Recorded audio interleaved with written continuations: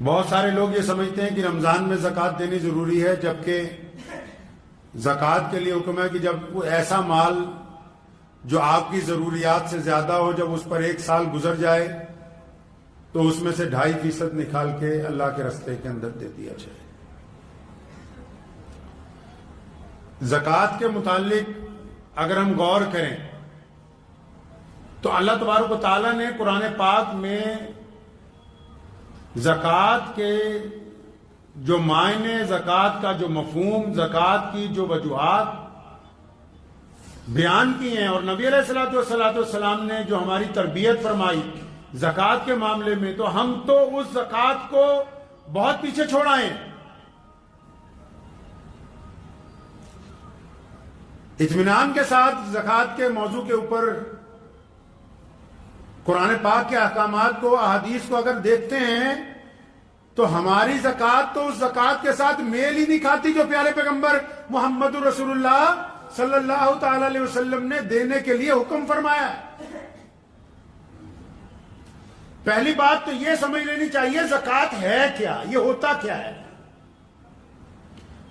دیگر مذاہب میں بھی اس کا ذکر آتا ہے۔ اسلام نے اپنے بنیادی ارکان میں سے، یعنی جو بنیادی چیزیں ہیں، توحید کے بعد نماز، روزہ، حج، زکوٰۃ، اور بعض مورخین نے اور بعض ائمہ نے لکھا ہے کہ توحید، نماز کے بعد پہلے زکوٰۃ ہے، پھر روزہ اور حج ہے۔ یہ اتنی بڑی بات جو ہے کہ پیارے پیغمبر صلی اللہ علیہ وسلم نے جس کے متعلق احکامات دیے گئے ہوں قرآن پاک میں، جس کا ذکر نماز کے ساتھ آیا ہو۔ قرآن پاک نے زکوٰۃ کا ذکر نماز کے بالکل ساتھ، جس طرح 2 سہیلیاں ہوتی ہیں، 2 بہنیں ہوتی ہیں یا 2 بھائی ہوتے ہیں، جوڑ کے قرآن پاک نے نماز کے بعد سب سے پہلے جس کا ذکر بالکل جوڑ کر کیا وہ زکوٰۃ کے بارے میں کیا۔ اب زکوٰۃ ہے کیا، زکوٰۃ دینی کس کو ہے، زکوٰۃ دینی کیسے ہے، زکوٰۃ دینے کی وجہ کیا ہے، زکوٰۃ بنائی کیوں گئی، زکوٰۃ کا معنی کیا ہے، یہ کچھ پتہ نہیں۔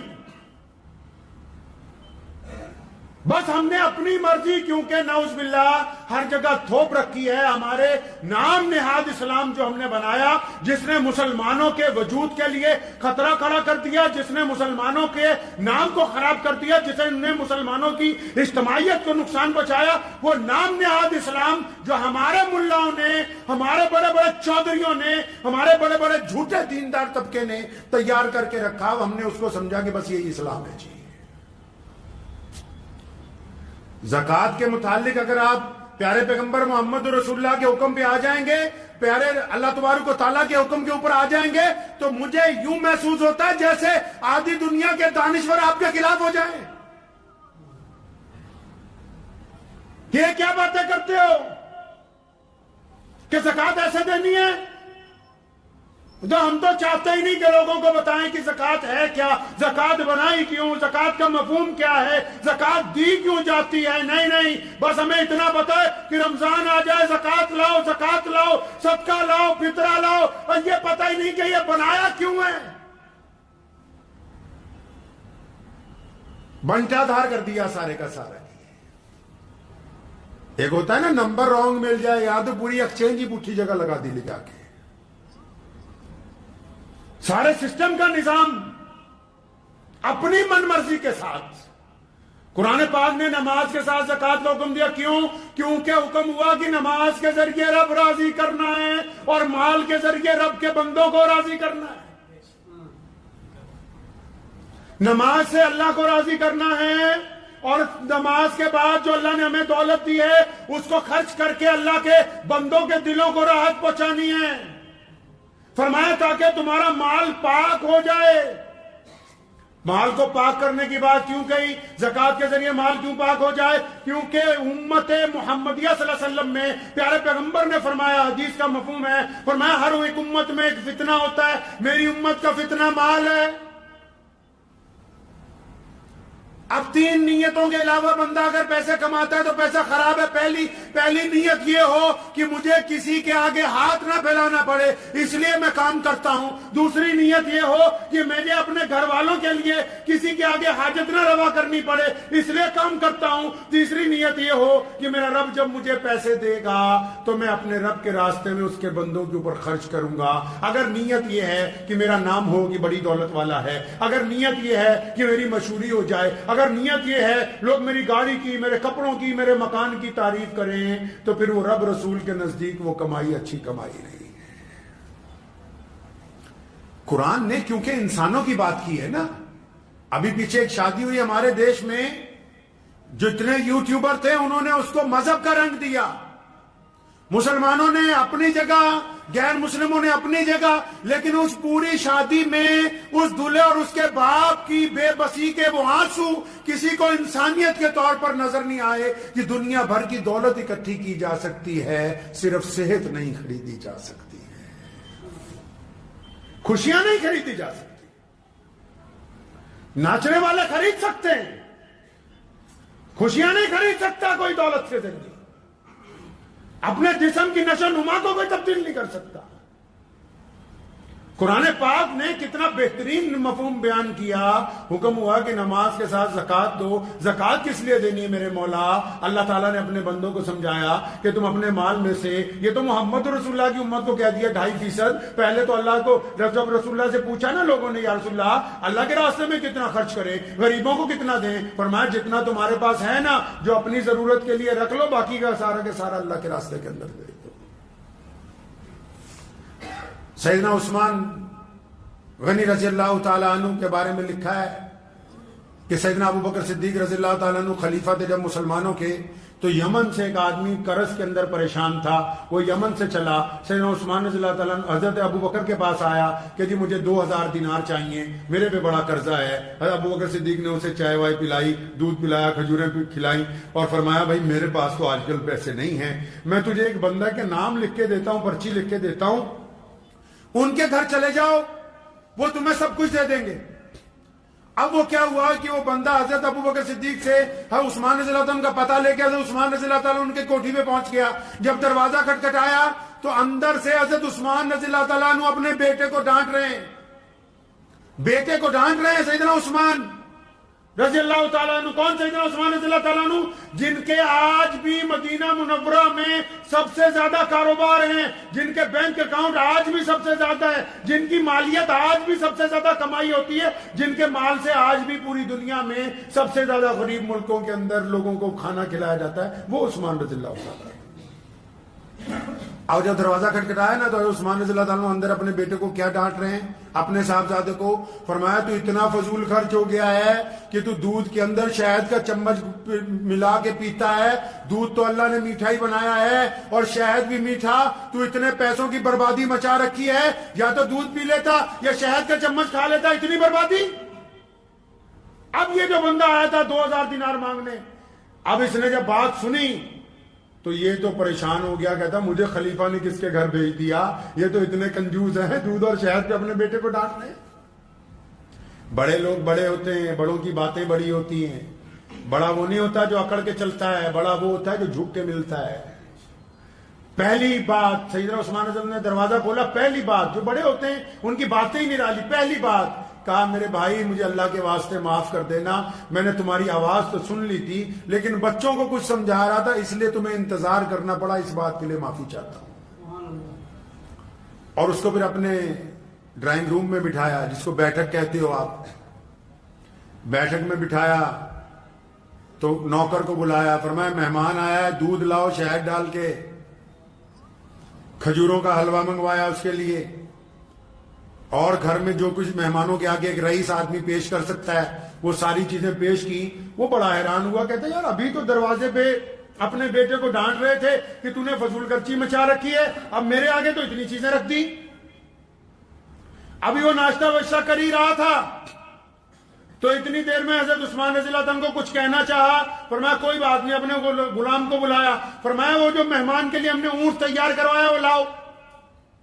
اب وہ غلام وہ اونٹ لے کے آیا اس مہمان کے ساتھ. جب وہ اپنے صحن میں پہنچے فرمایا اس اونٹ میں وہ جو تھیلے لٹک رہے ہیں ایک تھیلے میں 5000 دینار ڈال دیے تمہاری ضرورت کے لیے,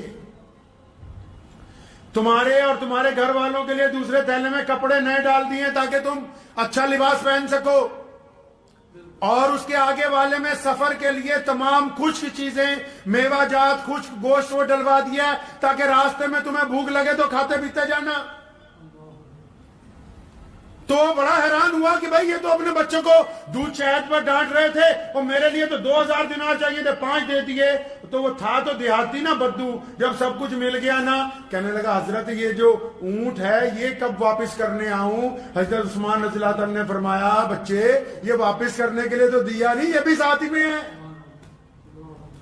یہ بھی ہدیہ ہے. سیدنا عثمان رضی اللہ عنہ کے بارے میں ایک جگہ لکھا ہے کہ ایک مرتبہ ان سے کوئی بندہ شہد مانگنے کے لیے آیا, ان کا غلام ذرا تیز ترار تھا تو اس نے ان کو کہا حضرت یہ شہد چاہتا ہے تھوڑا سا, فرمایا اس کو 1 ڈول دے دو. تو غلام بہت تیز تھا تو اس نے کہا اچھا حضرت اگر اس کو 1 ڈول دے دیں گے تو کیونکہ 2 ڈول باندھے ہوتے ہیں اونٹ کے دونوں طرف, فرمایا اگر 1 پورا اس کو دے دیں گے تو دوسرا گر جائے گا, فرمایا ایسا اچھا اس کو ایسا کرو دونوں دے دو. وہ کہنے لگا حضرت دونوں یہ اٹھائے گا کیسے؟ فرمایا جس اونٹ پر لاد رکھے وہ بھی دے دو. اب جب حضرت نے یہ کہا نا تو بھاگا ہی گیا, تو وہ بندہ سمجھ رہا تھا کہ بار بار میرے سے اڑ رہا ہے. اس نے اس غلام کو پوچھا, کہنے لگا اس کے بعد تو نے کوئی سوال نہیں کیا کہ اونٹ جو ہے اس سے بھاگ جائے گا, یہ لے جا نہیں سکے گا؟ کہتا میں ان کو جانتا ہوں, ان کے گھر میں نوکری کرتا ہوں, اگر میں یہ کہہ دیتا کہ حضرت یہ اونٹ نہیں چلا پائے گا تو حضرت عثمان مجھے کہتے تو بھی اسی کے ساتھ چلا جائے, تجھے بھی ہدیہ کر دیا.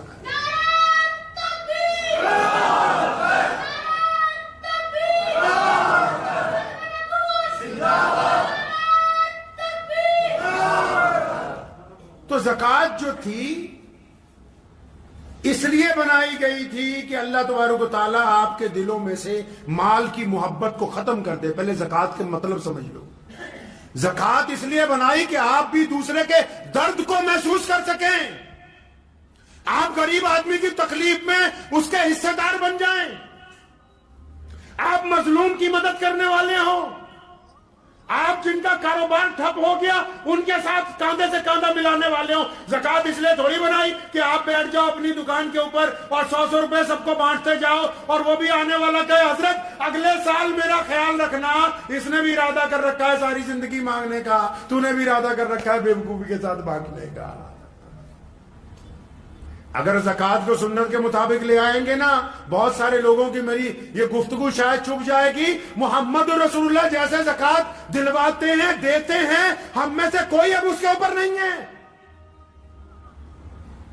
پورے قرآن حدیث میں کہاں لکھا ہے کہ ایسے زکوٰۃ بانٹو جس طرح تم بانٹ رہے ہو, جیسے آپ زکوٰۃ بانٹ رہے ہو پچھلے 75 سالوں میں کوئی غریب ختم نہیں ہوا, جیسے آپ زکوٰۃ بانٹ رہے ہو کوئی عمارت مکمل نہیں ہوئی, جیسے تم زکوٰۃ بانٹ رہے ہو کسی کے گھر کے اندر خوشحالی نہیں آئی, کیونکہ زکوٰۃ دے تو رہے ہو محمد رسول اللہ کے مطابق نہیں دے رہے. رسول اللہ کیسے زکوٰۃ دیتے ہیں جی؟ رسول اللہ زکوٰۃ کیسے دلواتے ہیں؟ اس میں حیرت کی بات اور بتا دوں آپ کو, بڑی حیرت. اسلام کا پلر ہے زکوٰۃ, لیکن پیارے پیغمبر محمد رسول اللہ نے کبھی زکوٰۃ دی نہیں, کیونکہ ان کو دولت سے محبت تھی نہیں. جتنا آیا سورج غروب ہونے سے پہلے لٹا دیا اللہ کے راستے کے اندر. چاہے ابو ہریرہ ہو, چاہے مولا علی کرم اللہ وجہ ہو, جو کچھ آیا سورج غروب ہونے سے پہلے اللہ کے راستے کے اندر لوٹا دیا. حضرت علی کو کسی نے پوچھا کہ مولا کیوں نہیں پیسے جمع کر کے رکھتے؟ فرمایا ٹھیک ہے جائز تو ہے, اگر جمع کریں گے تو پھر حساب دینا پڑے گا. زکوٰۃ کیوں بنائی؟ اب سمجھو. زکوٰۃ اس لیے بنائی تھی کہ دولت مند آدمی کے دل میں مال کی محبت کم ہو جائے, کیونکہ مال فتنہ ہے. مال ہمیں کہتا ہے عیاشی کرو, مال ہمیں کہتا ہے کہ فالتو پیسے گھر پہ خرچ کرو, مال ہمیں کہتا ہے کہ دوسروں کے اوپر لٹاؤ, مال ہمیں کہتا ہے غیر ضروری دعوتیں کرو, مال ہمیں کہتا ہے کہ زنا کی طرف جاؤ, مال ہمیں کہتا ہے بدکاری کی طرف جاؤ. مال میں سے جب غریب کا حصہ نکالیں گے تب ہمیں کچھ عقل آئے گی کہ ہاں یہ صرف ہمارے لیے نہیں ہے, ہمارے رب نے اس لیے دیا ہے کہ ہم اس سے غریبوں کی مدد کر سکیں. مال پاک ہو جائے گا, یعنی دماغ میں سے گندگی نکل جائے گی. اس لیے فرض کی گئی نماز کی طرح فرض کی گئی. بدبخت ہیں وہ لوگ جو صاحب زکات ہونے کے باوجود اپنا حساب لگا کے زکات نہیں دیتے. یاد رکھو جو زکات کو خود ہی کھا رہا ہے اس کی نسلوں کے اندر دین باقی رہنے کے امکانات کم ہو جاتے ہیں. کیوں؟ کیونکہ زکات نہ دینے کی وجہ سے، بدبختی کی وجہ سے گھر کے اندر غربت آ جاتی ہے، جہالت آ جاتی ہے، وہم پیدا ہو جاتا ہے.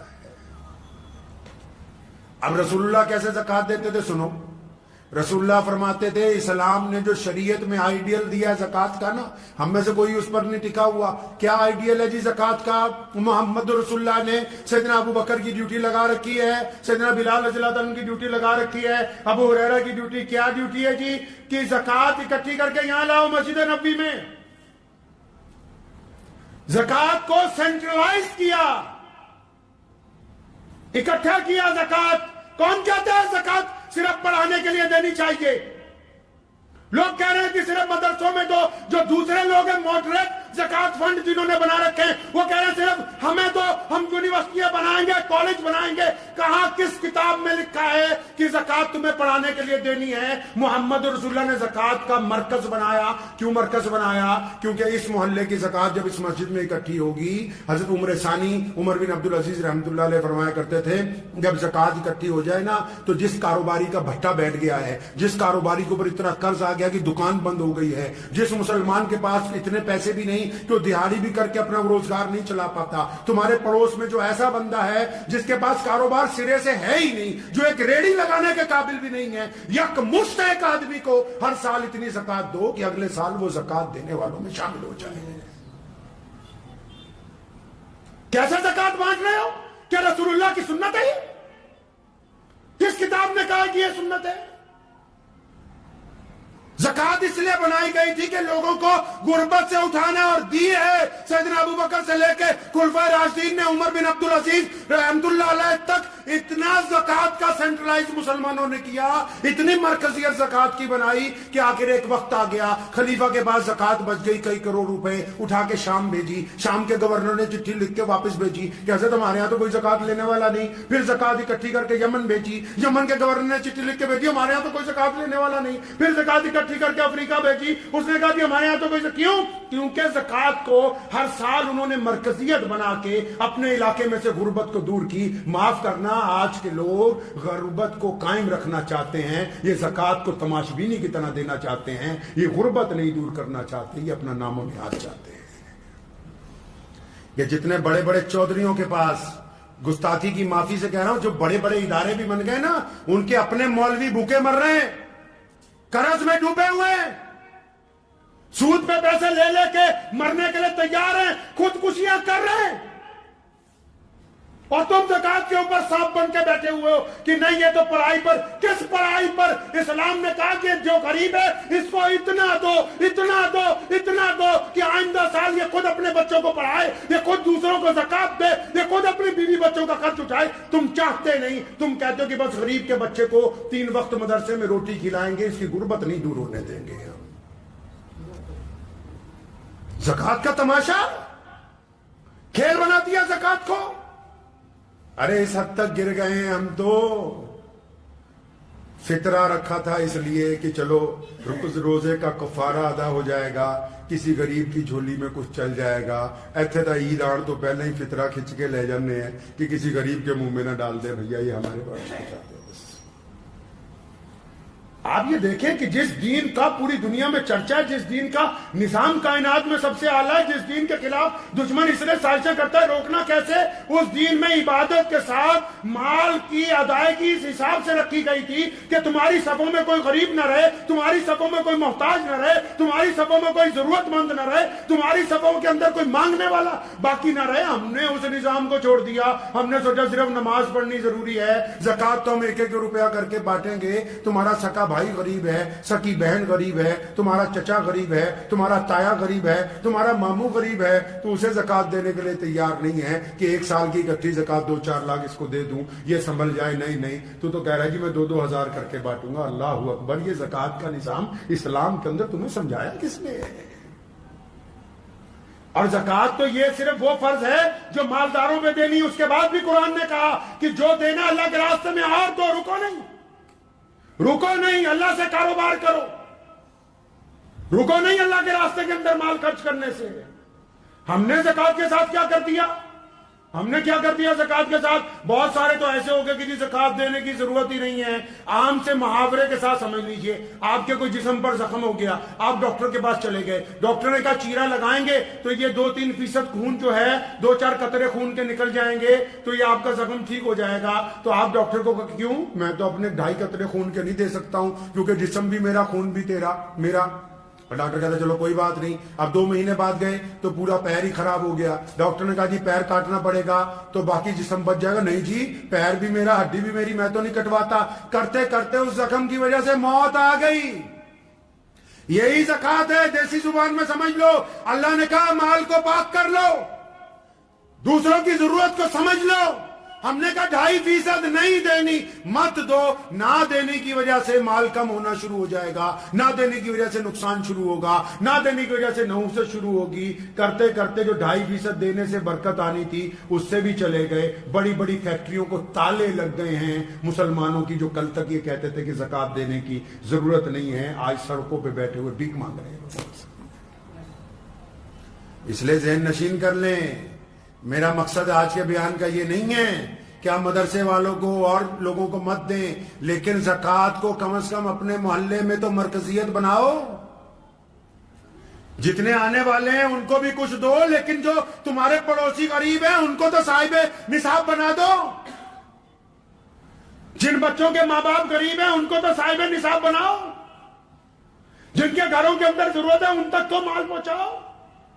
جو زکات کے مقصد تھا کہ ہم نے معاشرے میں سے, سسٹم میں سے, سماج میں سے غربت کو دور کرنا ہے, آپ نے زکات کے اس نظام کو چھوڑ دیا. آپ دوسری طرف چلے گئے, آپ زکات کو 1-1 روپیہ کر کے بانٹنے لگے. یہ زکات کی ادائیگی نہیں ہے. اور بھی سن لو, بیپاریوں کو بھی سنا دو. درمیان میں کئی ایسے ہیں اڑ جاتے ہیں, نہیں جی میں تو زکات میں کپڑا دوں گا, نہیں جی میں تو زکات میں چاول دوں گا. ایک بات بتاؤ, کسی کے گھر میں ماں بیمار ہو اور تم کہو جی میں تو زکات میں بکرا دوں گا, اس بکرے کو ذبح کرانے کے پیسے نہیں ہیں اس کے پاس.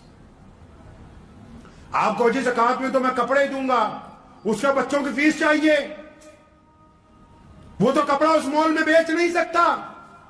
اللہ نیتوں کو جانتا ہے. اپنے کنڈم مال کے ذریعے زکات دینا چاہتے ہو, اپنے بیکار مال کے ذریعے زکات دینا چاہتے ہو, اپنے اس مال کے ذریعے جو تم یہ سمجھتے ہو کہ بک نہیں سکتا, یہ تم سمجھتے ہو کہ تم نے زکات دے دی, تم دنیا والوں کو دھوکہ دے سکتے ہو, اللہ کو دھوکہ نہیں دے سکتے.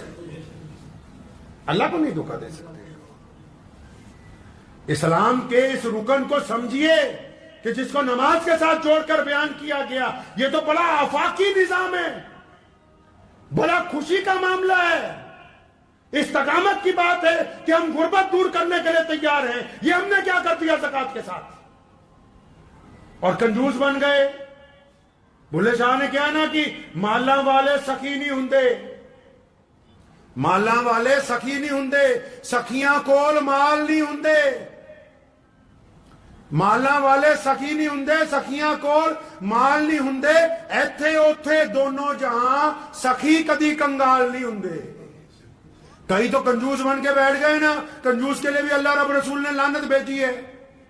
پیسے ہیں, دل چاہتا ہے کہ خرچ دوں, مال کی محبت میں رو رکھا ہے, ہائے میرے پیسے, ہائے میرے پیسے. قرآن نے کہا کہ تو زکات نہیں دیتا, اور یہ جن پیسوں پر فخر کرتا ہے, جس سونے چاندی پر فخر کرتا ہے, جو ڈلیاں چھپا چھپا کے رکھتا ہے سونے کی, فرمایا جب مر جائے گا, جب عذاب دیا جائے گا, انہی کو لکڑیوں کی طرح دہکائیں گے کہ لے اس سونے چاندی کا مزہ چکھ لے جو اپنے لیے جمع کر کے رکھتا تھا. سسٹم سمجھ نہیں آتا. آپ کو بینک والا آ کے بولتا ہے کہ 1 لاکھ روپے سال دو, یہ سکیم ہے, اتنے فائدہ ہوگا. تو یہ جو سکیم اللہ تعالیٰ نے چلا رکھی ہے, آپ کو یہ زیادہ اچھی نہیں لگتی؟ 700 گنا فائدہ اللہ سے سودے بازی کا, اللہ سے معاملے کا 700 گنا فائدہ, کئی 70 گنا فائدہ, کئی لاکھ گنا فائدہ کہ بس اللہ کے راستے میں دینا ہے. اور فائدہ کب ہونے والا ہے جی؟ یہ بینک جو آپ کے مرتے ہی آپ کے نومینی کو پیسے دے گا, جس بینک میں آپ کا کھاتا ہے نا، جب آپ کا انتقال ہو جائے گا، نومینی مطلب جس کا نام آپ نے بھرا ہوا ہے، اس کو آپ کے حصے کے پیسے ملیں گے، لیکن وہ جو کھاتا اللہ کے پاس چل رہا ہے، جب آپ اللہ کے حضور پیش ہوں گے، آپ کے کھاتے کی نیکیاں آپ ہی کو ملنے والی ہیں، آپ کو ملنے والی ہیں آپ کے کھاتے کی نیکیاں۔ تو ذہن نشین کر لیں اس بات کو کہ زکوٰۃ کے نظام کو رب رسول کے حکم کے مطابق ادا کریں۔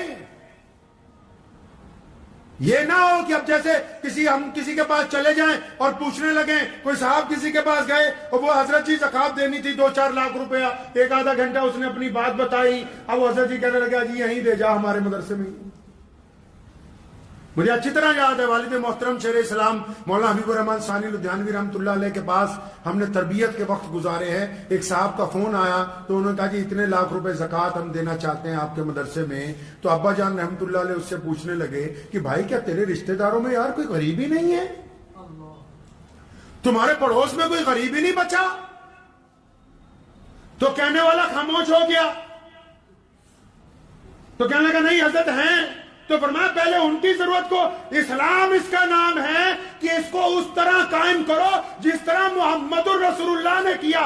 اگر کوئی بندہ رب رسول کی بات کرتا ہوا بھی اپنے مفادات پہ آ جائے تو خدا کی قسم خدا کے نزدیک وہ بے ایمان ایماندار ہو نہیں سکتا ہے، وہ ایماندار نہیں ہو سکتا۔ اللہ تعالیٰ جیسے چاہتے ہیں کہ میرے بندوں کو میرے رسول کی بات جس طرح بتائی جائے، جو بات اللہ تبارک و تعالیٰ نے اپنے بندوں کو سمجھائی وہی بات زندگی کے معاملات میں ہونی چاہیے۔ آپ رمضان میں زکوٰۃ دے رہے ہیں، اچھی بات ہے، زکوٰۃ 365 دنوں کے بعد دی جاتی ہے، 1 سال کے بعد، ٹھیک ہے آپ نے نظام بنایا رمضان میں ہی دیں گے، لیکن زکوٰۃ دینے سے پہلے کبھی اپنی مسجدوں کے اندر بیٹھو، اپنے محلوں میں سر جوڑ کے ایک دوسرے کے ساتھ بیٹھو کہ پیارے پیغمبر نے زکوٰۃ کا مرکزیت کو قائم کیا اور پیارے پیغمبر نے زکوٰۃ کے پیسے پہلے قرض داروں پر خرچے ہیں۔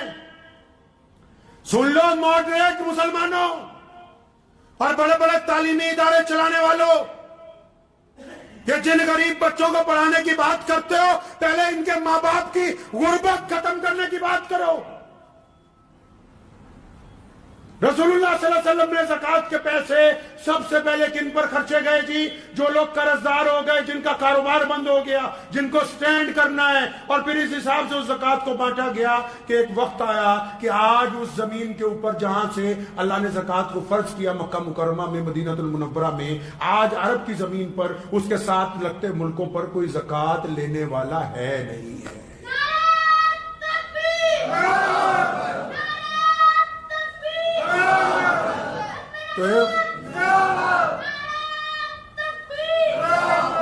تو اس بات کو اچھی طرح ذہن نشین کر لیجیے کہ ٹھیک ہے کہ پیسے بانٹ رہے ہیں، مثال کے طور پہ آپ کے محلے میں 50 لاکھ زکوٰۃ اکٹھی ہوتی ہے، 10 لاکھ روپے سفیروں کے لیے رکھ لیجیے کہ جو بھی جہاں سے آئے گا ہم اس کو خالی نہیں جانے دیں گے، اور لیکن 40 لاکھ روپیہ تو انہیں 1-2 غریب لوگوں کو دو جن کا کاروبار نہیں ہے، جن کی دکان بند پڑی ہوئی ہے، جن کے گھر کے اندر بیماریاں ہیں، جن کے پڑھے لکھے بچے موجود ہیں، نوکریاں ان کے پاس نہیں ہیں، ان کے اوپر پیسہ لگاؤ، ان کو کام کر کے دو، مانیٹری کمیٹی بناؤ جو دھیان رکھے کہ یہ پیسے کا صحیح استعمال کر رہے ہیں، تاکہ اگلے سال وہ بھی تمہیں 10,000 زکوٰۃ دینے والے بن جائے۔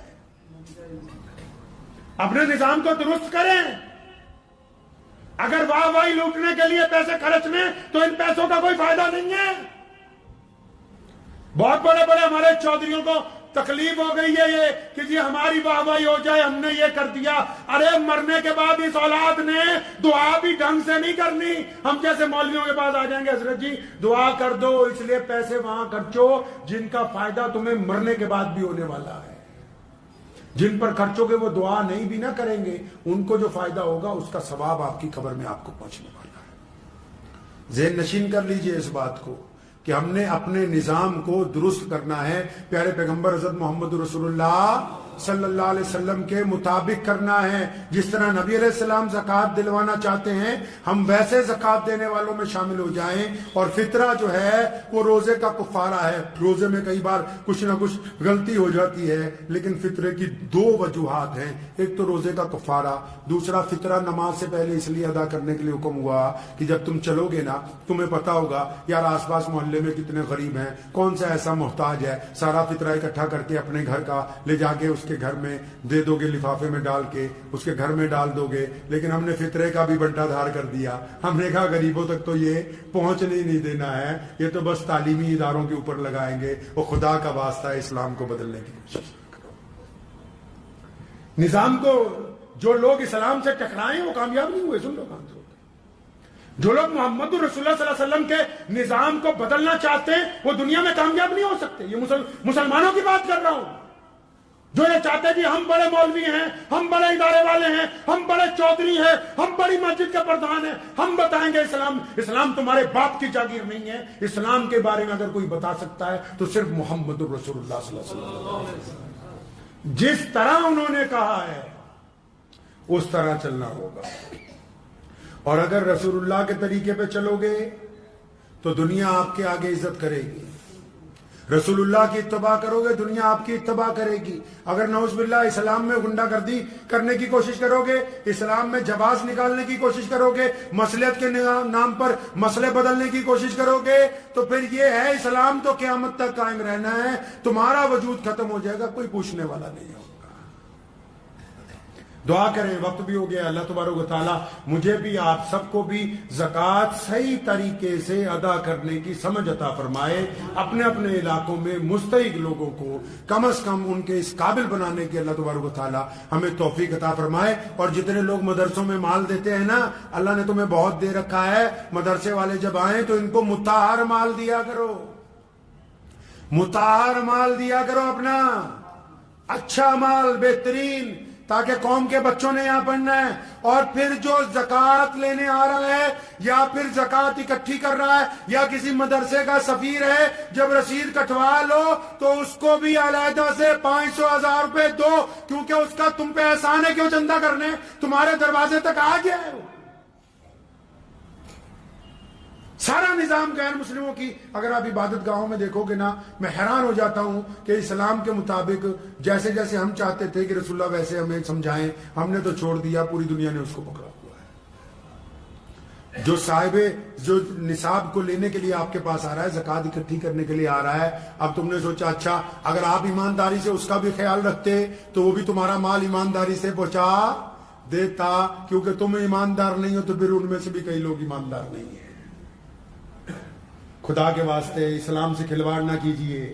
اتنی پریشانیاں سر پر کھڑی ہیں, اتنے مقابلے ہیں, اتنے چیلنجز ہیں, صرف کرنا کیا ہے, رسول اللہ کی اتباع کرنی ہے, رسول اللہ کے حکم کے مطابق توحید پر چلنا ہے, رسول اللہ کے کہنے کے مطابق نماز پڑھنی ہے, رسول اللہ کے کہنے کے مطابق زکوٰۃ دینی ہے, رسول اللہ کے کہنے کے مطابق روزہ رکھنا ہے, رسول اللہ کے کہنے کے متعلق حج کرنا ہے. صرف رسول اللہ کے کہنے پر چل جاتے تو عزتیں ہمارے قدموں میں ہوتی. ہم نے اپنے اپنے تھوڑے تھوڑے مفاد کے لیے نعوذ باللہ صلی اللہ علیہ وسلم کے احکامات کو چھوڑا. جب ان کو چھوڑا تو ہم کہیں کے نہیں گئے, دنیا نے ہمیں چھوڑ دیا ہے.